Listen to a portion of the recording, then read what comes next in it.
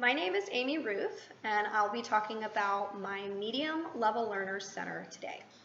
My Literacy Center goes along with the story The Gruffalo by Julia Donaldson, and it's for second graders. The standard that my center goes with is LAFS2RL 2.5, and that says describe the overall structure of a story, including describing how the beginning introduces the story and how the ending concludes the action. The first thing that my students will do is they will go to the listening center and they will listen to the story while they follow along and try to read it on their own.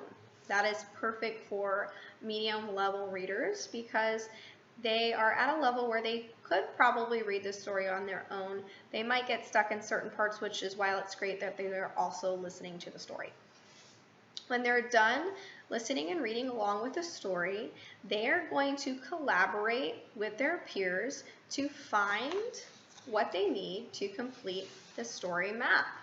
They'll start by writing the title and the author of the story, of course, and then they'll work together with a partner or their group to go back into the story and find the characters, the setting, the problem, and the solution.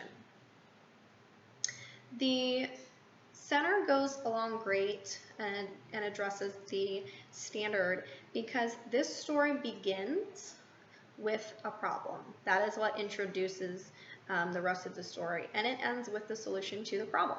So this story map is perfect to talk about the structure of the story as well as different aspects to fill in the story map. They will be required to draw a picture of the character and write a complete sentence, draw the setting and write a complete sentence, and same with the problem and the solution. The students do use critical thinking skills because they are assessing solutions. They have to go back, refer to the text, and discuss and assess with their peers to find what the problem and the solution is. They are also exploring implications and consequences. What is the character doing and what are the consequences to those actions? In the article by Catherine McKnight about using graphic organizers for effective learning, she talks about how important graphic organizers are to visual and spatial learners, and a lot of students are visual spatial learners. It helps them to organize the information and to internalize what they're learning. The article on Teacher Vision about literacy centers says that centers give the opportunity for auditory, visual, and tactile learning styles. In my center, they do all three. They are able to listen to the story, they are able to have the visual of the story map, and they are drawing their own pictures of the characters, settings, problems, and solutions. So it is great for all types of learning styles. The Just Read Florida article about literacy centers says that centers should stimulate comprehension skills, such as problem solution. So my center gives the opportunity for the students to go back into the story that they've already read with the class, to find the problem and solution on their own, to develop those critical thinking and comprehension skills.